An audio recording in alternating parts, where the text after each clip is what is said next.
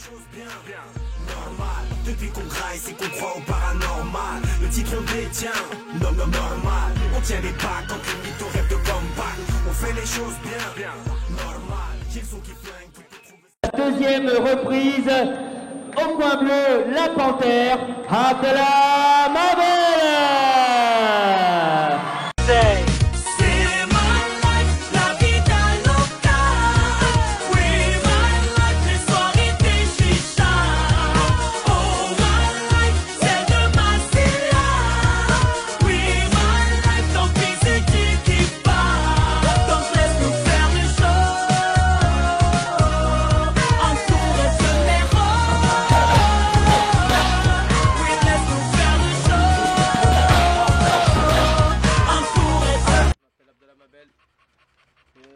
Je suis boxeur, je fais de la boxe thaïlandaise au team Nasser Kassem à Saint-Fond.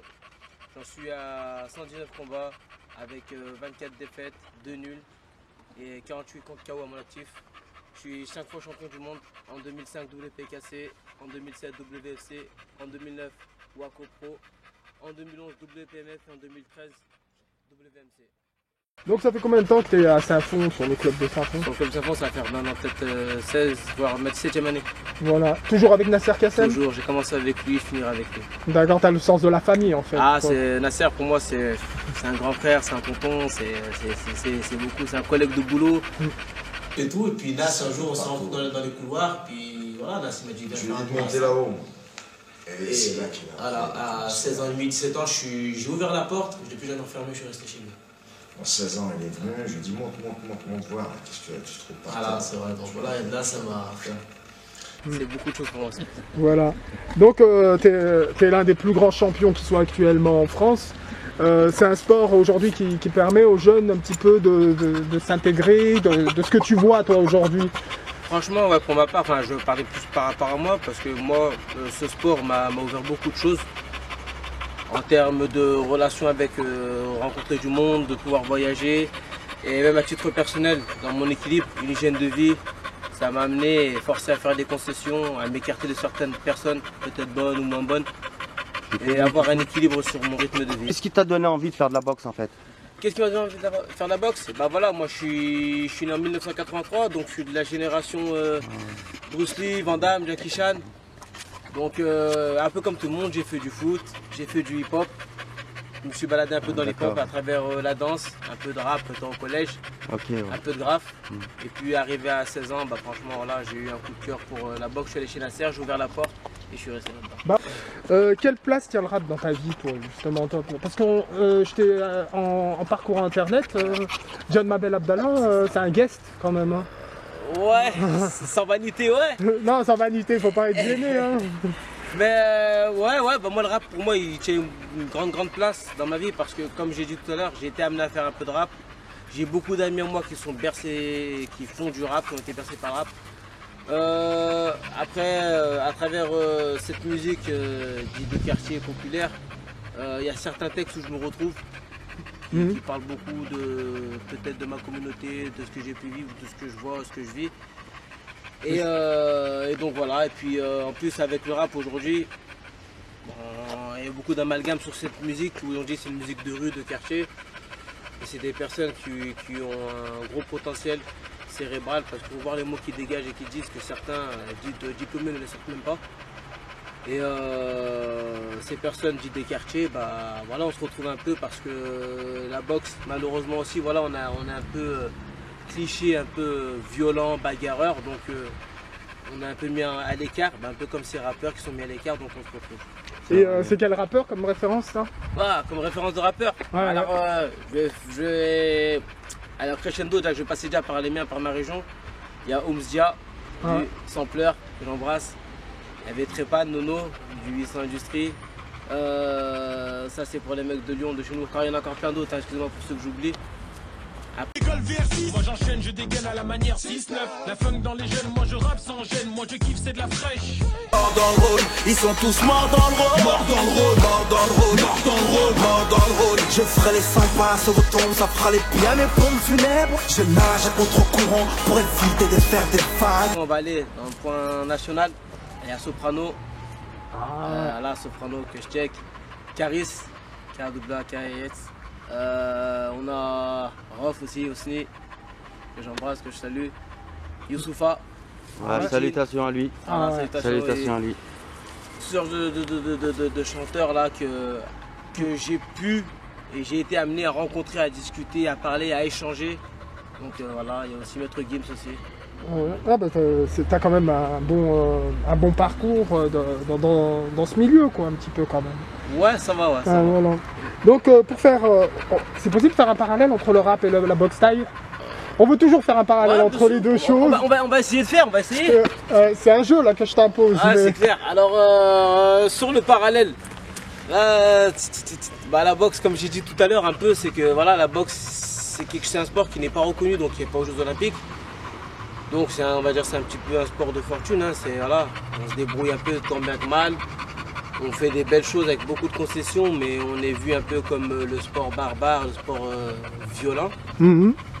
Parallèlement, le rap, je dirais que c'est à peu près pareil. Parce que voilà, le rap, c'est des personnes qui n'ont pas malheureusement forcément de hautes études, de longues études, mais qui ont un savoir qui est énorme, qui ont une histoire, qui ont des histoires comme tout le monde, mais des histoires qui sont riches, qui les expriment profondément à travers des rimes, à travers des slams. Et malheureusement, comme je disais, c'est une musique qui vient des quartiers populaires, qui vient des quartiers, donc on met un peu à l'étroit, on ne veut pas trop écouter parce qu'on est musique de barbare, musique de violent. Ah ouais, qui n'ont pas fait des études un peu à l'écart. Il y a Youssoufa peut-être. Ouais, dans ce que j'ai dit, il y a Youssoufa qui a été fort, qui a été loin dans les études. Oui, voilà. Sinon, c'est un truc qui a pris une grande place dans ta vie, mais sans que tu sois rappeur. Mais quelles sont les rencontres dans le monde du rap qui t'ont le plus marqué? Parce que là, tu sais, ça fait rêver les gens. Ouais, c'est clair. Alors moi, les rencontres qui m'ont fait le plus rêver dans le monde du rap par rapport à de la boxe.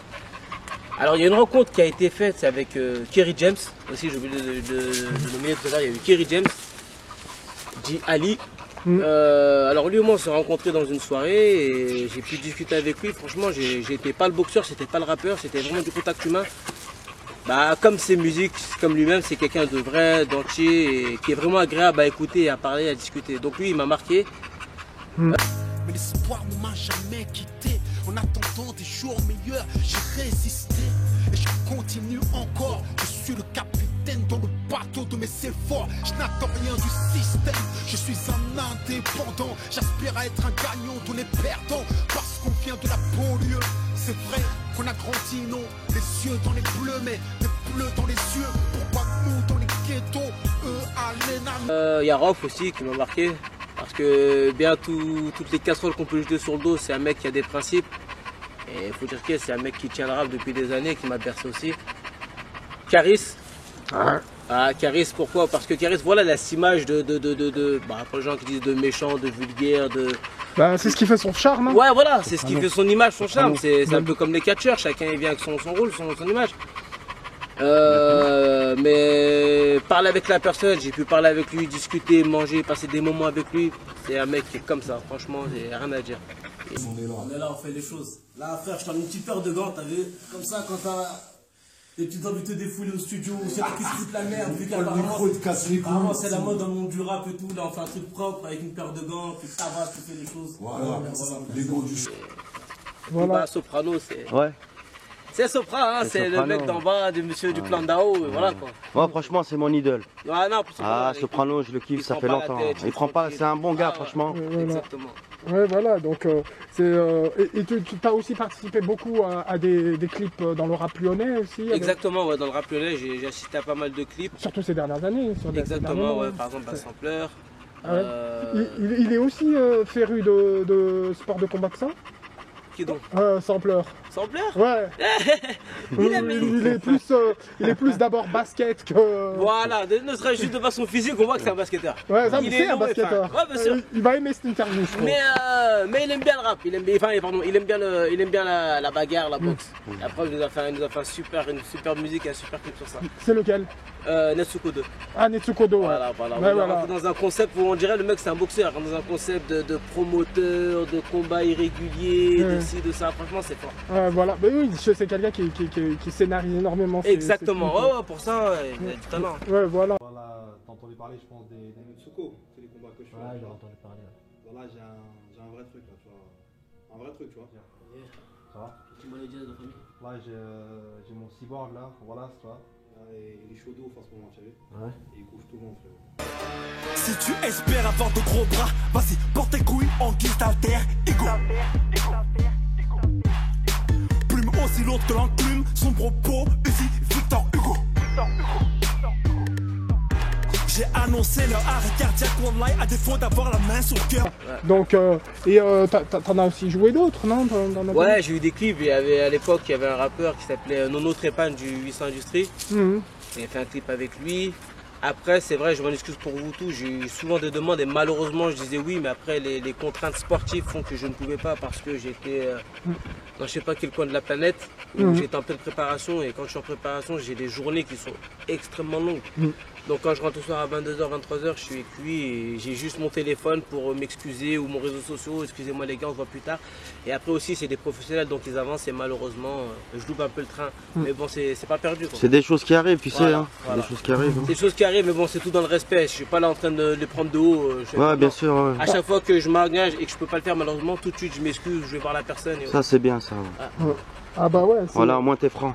Ah ouais, non, c'est clair, ouais, bien sûr, bien sûr. Voilà, bah, justement en parlant de franchise, de cœur et tout ça, bon apparemment, de ce qu'on a appris, et ça nous a touché à nous, c'est que tu es actuellement affecté par une affaire, voilà, et qui t'a un peu bouleversé toi et ton entourage, par sportif, familial et tout. Est-ce que tu peux nous en dire plus un petit peu? Bien sûr, bien sûr. Bah, alors c'est une affaire, je pense que, bon, pour la plupart, je pense qu'ils ont dû entendre ou lire. Voilà, c'était une histoire avec ma compagne, hein, c'était une histoire de l'ordre privé, on s'est pris la tête, voilà, malheureusement j'en suis pas fier, mais bon, de nom d'oiseau en nom d'oiseau, on crie, on se griffe, on se bouscule et tout, malheureusement je suis pas fier d'une claque et d'une bousculade. Ça a été transformé en serial killer criminel. Après, je pense que je paye le coup par rapport à beaucoup de choses, par rapport à mon statut sportif, ma petite notoriété, par rapport à aussi, je pense, l'activité pénale de mes frères, malheureusement, ça, le nom, ça en joue beaucoup. Le fait qu'aussi, avec pas mal de médias locaux de la région, j'ai eu souvent des périodes où on était en croix parce que c'est des personnes qui voulaient faire des interviews avec moi, chose que j'acceptais avant, mais que j'ai plus accepté par la suite parce que leurs interviews les tournaient à leur sauce. Donc, alors dans leurs interviews, ils m'utilisaient en tant que faire valoir du quartier. Donc en fait, moi j'étais le bon petit noir de quartier qui représente les quartiers défavorisés. Les quartiers défavorisés, il y en a toujours un qui en sort et c'était moi qui en sortais. Et moi j'étais contre ces dialogues-là parce que non, on a beau être des quartiers dits défavorisés, tout ce qu'on s'ensuit, mais on n'est pas des personnes perdues, quoi. Moi je connais des gens, ils ont beau pas aller à l'école, c'est des entrepreneurs, ils ont des entreprises, tout ce qui s'ensuit. Donc moi j'ai été contre ces choses-là, qu'on m'utilise pour ça. Donc voilà, et puis c'était des personnes aussi qui ont voulu me faire des interviews sur des opinions politiques, et ça c'est pas ma cam.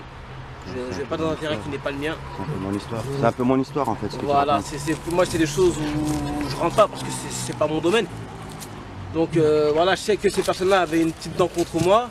Après, il y a eu ce qu'il y a eu cet été, et puis bah là, hein, ça a été l'occasion pour faire le larron. Ils se sont donné un malin plaisir. Et je pense que c'était aussi pour vendre un peu leur page. Donc j'espère qu'ils ont fait une bonne note. Et puis voilà. Mais maintenant, je veux dire, quel est le résultat de tout ça? Maintenant, ça, on est où? Ouais, bien sûr. Bah, quel est le résultat de tout ça? C'est que, à travers tout ça, ce que ont dit les médias, et ce que moi j'ai pu vivre, il y a un fossé. Parce que les médias, ils ont fait passer ça comme si j'étais en prison alors que je suis là parmi vous. Ah bah ouais. Comme si j'étais un assassin, mais je suis là, j'ai les mains à son propre. Ouais, voilà. Nanani, nanana. Alors que moi, j'ai eu ce qu'il y a eu en interne. Voilà, c'est vrai, j'ai été un rappel à la loi, je le redis, je l'assume, j'ai eu un rappel à la loi, chose qui ça ne se fait pas, de par mon statut de sportif, de si, parce que il n'y a pas de problème, tout ça je l'assume pleinement. Et puis derrière tout ça, ça m'a fait beaucoup de préjudice, surtout moral, à travers mon travail, parce que je travaille à la mairie de Saint-Fond. Ah ouais. Ça m'a fait beaucoup de préjudice. Pareil avec les habitants de ma commune, les habitants de l'extérieur, parce que voilà, sans prétention aucune, je suis une certaine image, une certaine image à donner, et que du jour au lendemain, moi voilà, ça va faire plus de 15 ans que je dis que je suis dans le monde de la boxe. J'ai toujours eu cette habitude de véhiculer du bien de mon image et pas du mal. Aujourd'hui que ça arrive ça, franchement c'est celle qui m'est tombée sur la tête. Bon après les gens qui me connaissent, ils savent de quoi je suis capable et ce que je peux faire et ne pas faire. Mais voilà quoi. D'accord. Et donc,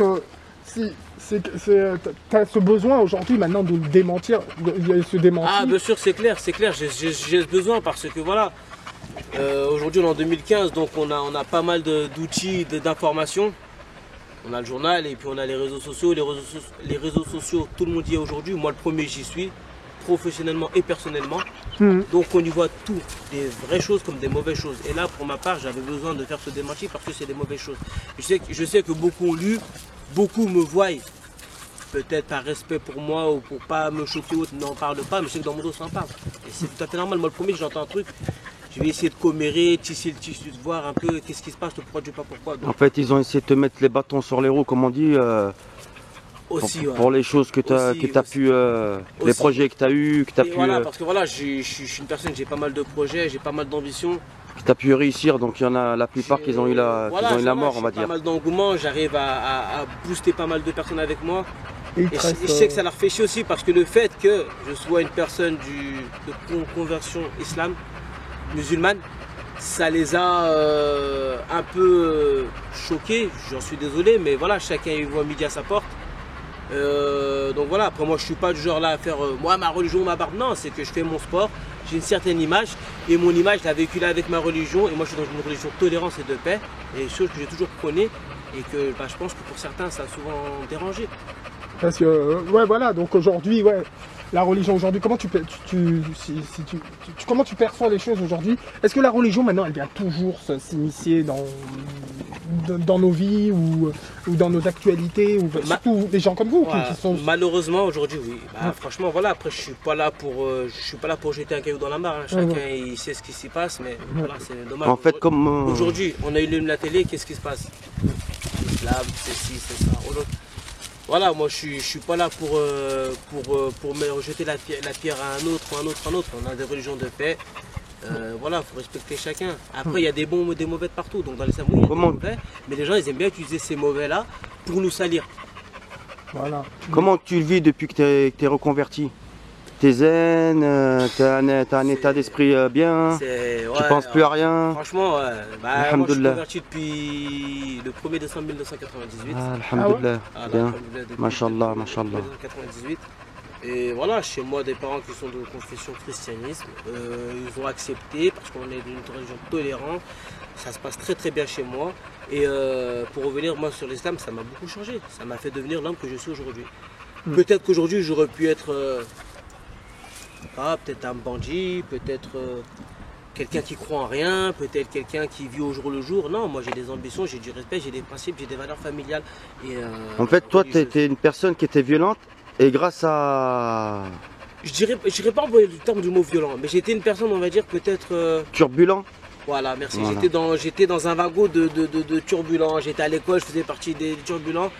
Et dès que je me suis converti... Il y avait déjà turbulence, il y avait déjà turbulence. Dès que tu t'es reconverti...